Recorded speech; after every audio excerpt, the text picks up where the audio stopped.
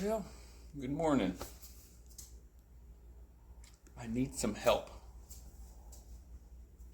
So I finally finished this bow yesterday. Halloween 24.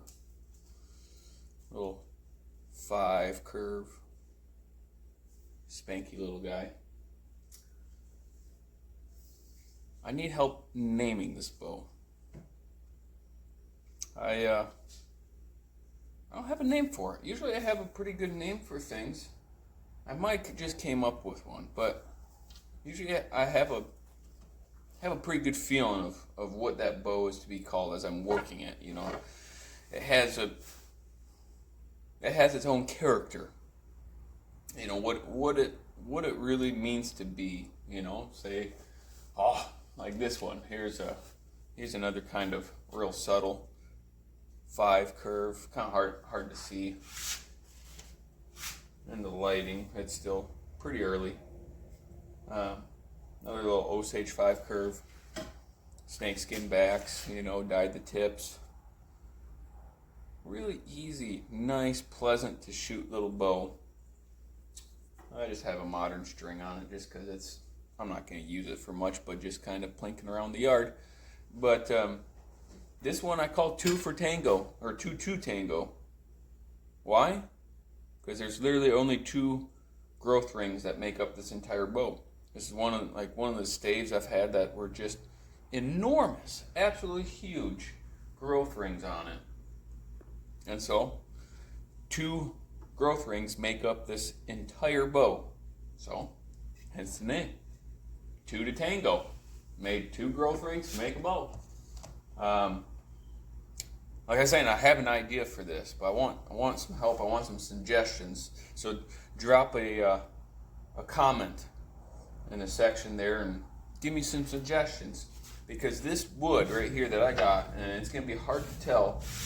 You can tell. I mean, it just doesn't do it justice on the phone. But this whole back of this bow, there's a green tinge. It's the back of the bow's turning green. And as it gets older, it'll get more green. And what that is from is that this bow, when I cut it, I split it into quarters and then strapped it all back together with a ratchet strap and then tossed it in a pond for 8 months. It sat for 8 months in a pond before this would be like right around the time that I got married and moved off the ranch and moved to town. So then I pulled all my bow staves out of there, and the place where I used to live at, they were getting ready to sell the place and move, so got them out of the pond, and then they dried out for 3 months before I finished this bow up here. And this one is the same tree as this one. Put copperhead skins on the back of that. This is sinew string. This was a long bow, about 67 inches at one time. And I shot my first, I don't call it primitive pig, but most other people would call it a primitive kill, that I shot this pig with. River cane arrows, obsidian point, everything half together, glued together, with stuff I made, collected, yada, yada, yada.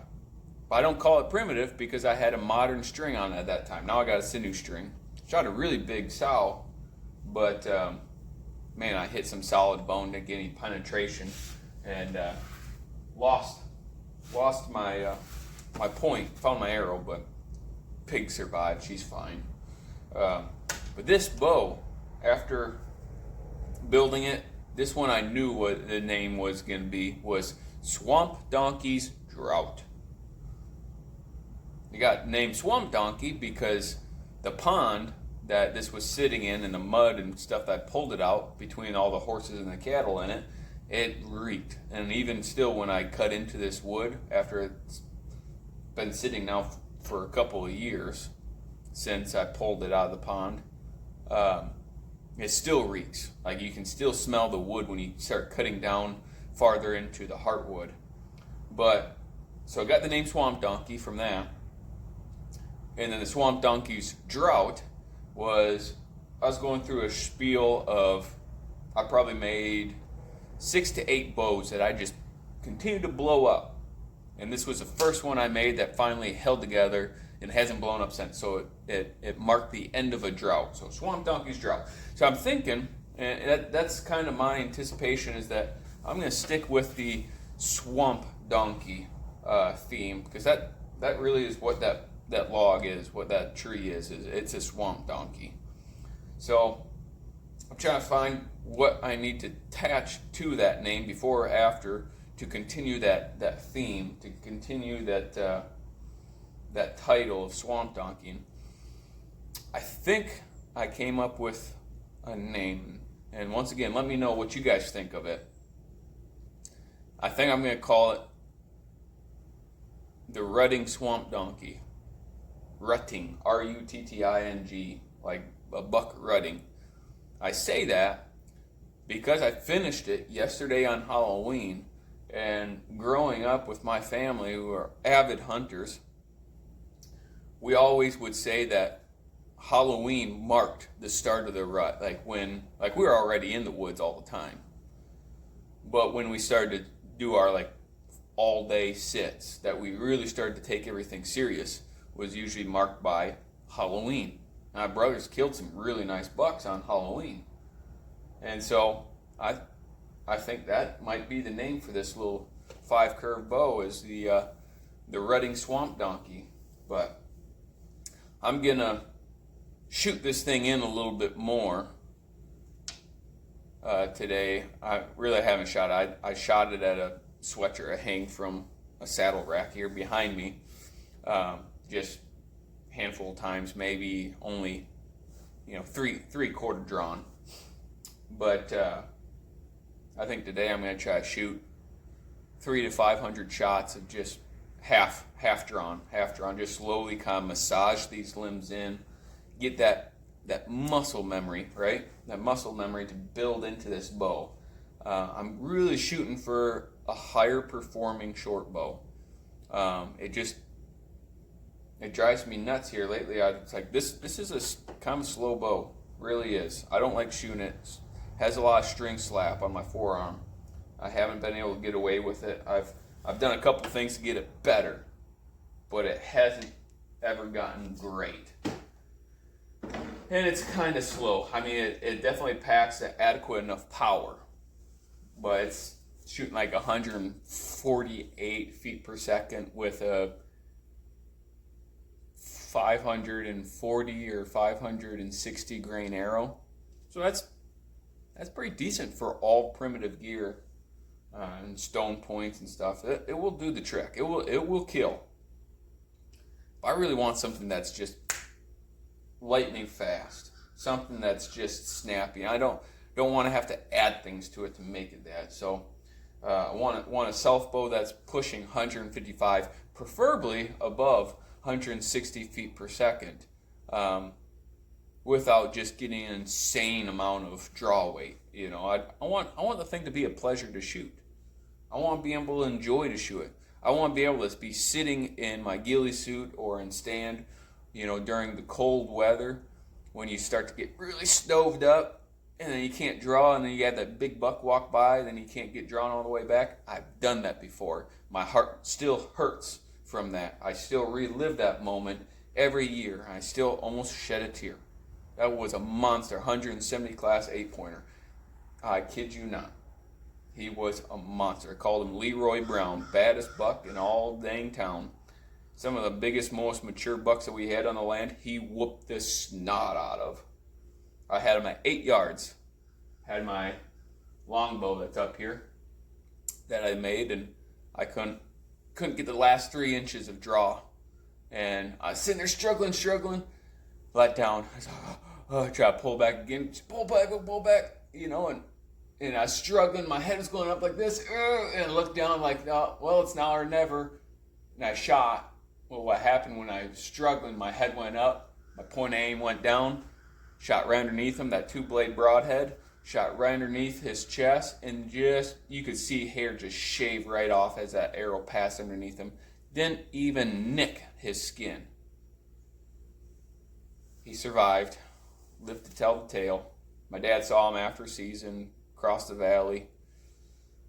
That's the first time my dad said he was starting to doubt me of just how big this buck was, because we had no trail cam pictures of him. My dad's never seen him, and he's in the woods far more than my brother and I. And so finally I was like, told you so. He's that big. but yeah, I think I'll shoot this in. I think that might be the name. Rutland Swamp Donkey.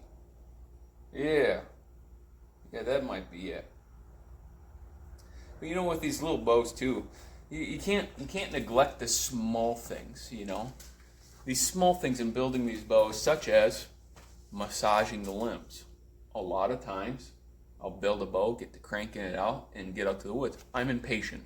That's a fault of mine. I acknowledge that.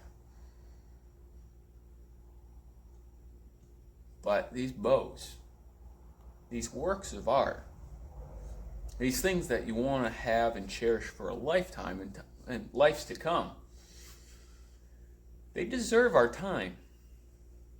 So I'm going to take the time to massage and slowly shoot that bow in, and if I need to pull a little more weight off of it while I work it back to the full draw, I will. Because right now it's 60 pounds at 24 inches, and that's the top of what I want this bow. I want the bow between 55 and 60 pounds at 26. So I got a little ways to go. But I'm going to massage it, shoot it, see where it's at, work it in slowly. Once I do that, then I'm going to destroy it. You know, if I got to pull more weight off of it, I'm going to destroy some of the hard work and labor I have done for these small things. And one of these small things is burnishing the wood. I went through last night after I finished this all out, had it all tillered up real nicely, and burnished the sides, the back of the bow, the front of the bow. I don't know if you can see in the phone there if there's a shine that comes off this without any kind of substance put on that bow.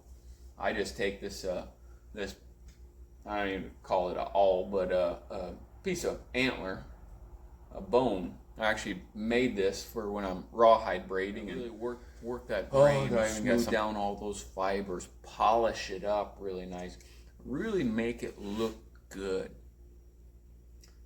That's gonna make it a little bit more hardy, take a little bit less chance for a fiber popping because you've polished, you ironed everything back into itself.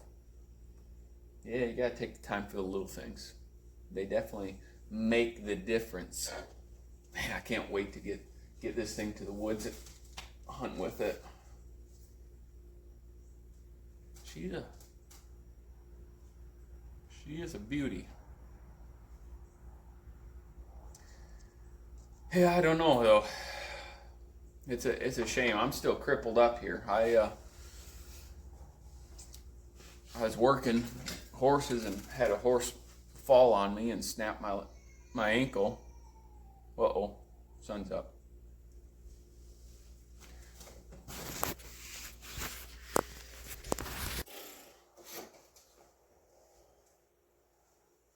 Keep losing stuff.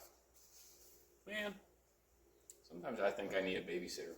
But it's really disheartening. Man, I don't know if I'll get to use this on deer this year. I might be able to get out and shoot something maybe, or get close maybe. But with this broken leg, it's hard to do anything. I'm finding, I'm walking around some and can get places. And first half of the day, mornings are always better. By the evenings, it's like, it's almost giving me back my crutches. But here's a good life lesson, and one that I kind of learned the hard way. I was living in North Dakota. I was cowboying off the Missouri River and the Little Missouri, Killdeer Mountains. Had a bunch of lease land off of Lake Sacagawea, all the way up about the Canadian border, Montana border. We had a lot of ground that we ran summer grazing programs for people. And well, my boss, he gave me a ranch truck and a four-wheeler, to get around and get things dropped off and haul my horse around and go check and doctor, tag, and castrate and all else. Four-wheeler to fence on, but I hardly touched the four-wheeler. Literally only did it in case fence was broken or down. That's the only time I got on the four-wheeler. And other than that, 90%, if not more than that, I was horseback. And one day I had to get out and go do some fencing, so I got on the four-wheeler and was driving across, right off the Missouri River, Lakeside Cahuilla there. And beautiful thing about that part of the country is there's a lot of natural springs coming out, and there's a lot of little flowing spring creeks that are dumping into the Missouri River. Well, with that, there's a lot of soft spots there in the bottom, a lot of called gumbo, a kind of mud that you get stuck in and it sticks. I mean, it is not coming off. It will suck you in and you are cemented there. Well, I ended up burying the four-wheeler in some. It's like, son of a gun. So I went back. I had to hike my way back to the truck, which, as the crow flies, was a couple miles. Got the truck, started heading in.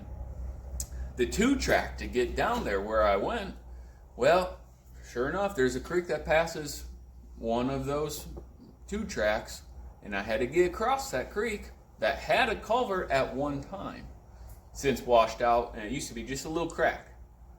But as that water continues to flow out of the hillside, out of those springs, it got bigger and bigger, and it was a little offside. So I was like, well, I can jump it. Jumped it with the truck. Just fine one way. Couldn't get the four-wheeler out, so I was like, all right, well, I'm going to have to go get some help or go get a come along or something, figure out how to get this thing pulled out. Turn the truck around, head back. Went to go jump back that spot. Well, now the hill was a little differentiated. I was lower and trying to jump higher, and I plowed that truck front end into the other side of that bank and blew the radiator on it. Buried a four-wheeler, buried a truck, and now I'm in the middle of nowhere with no way to get home. Called up some friends that were in the area that I got acquainted with. They dropped what they were doing. They came. They buried their four-wheeler. They backed out. Was able to get home. Boss came. Bless Richard's heart. He is an old guy. He's an old cowpoke. He just wanted to have fun. And he was just shaking his head the whole time at me. And I'm waiting to be just really reamed out, just really yelled at and cussed at. And Richard just shaking his head, and he's like, Matt, don't ever get yourself into something that you can't get yourself out of. Lesson learned. Lesson I still take to this day. 10 plus years later. I try not to get myself into anything I can't get myself out of.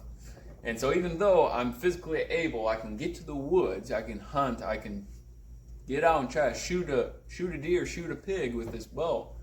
If I was to shoot something and was not to die on a 2-track or a trail which I could get my truck immediately to, I'm going to have a very tough time getting that animal out and doing the responsible thing by that critter that I had just been graciously given to take its life.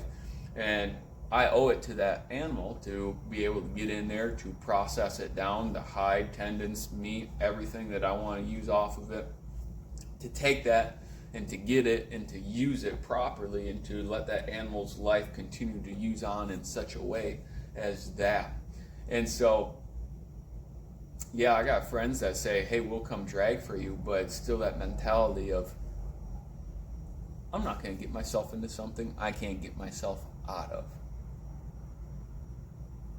I think that's something we all kind of need to to learn on, to think on, and maybe to practice a little bit more. I don't know. You let me know. If you got any other better ideas than a Rutland Swamp Donkey for the name of this, let me know. Drop a comment. Hopefully, I'll have some good footage of this. Maybe shooting later today or in the near future. Hopefully, I'll put some chronograph with some varying arrow weights. I got a few arrows that range from 480 grains to about 560, maybe 580. And so I'm curious to see what those do, how well this bow will spit them out. So you guys have a blessed day, and don't get yourself into anything you can't get yourself out of.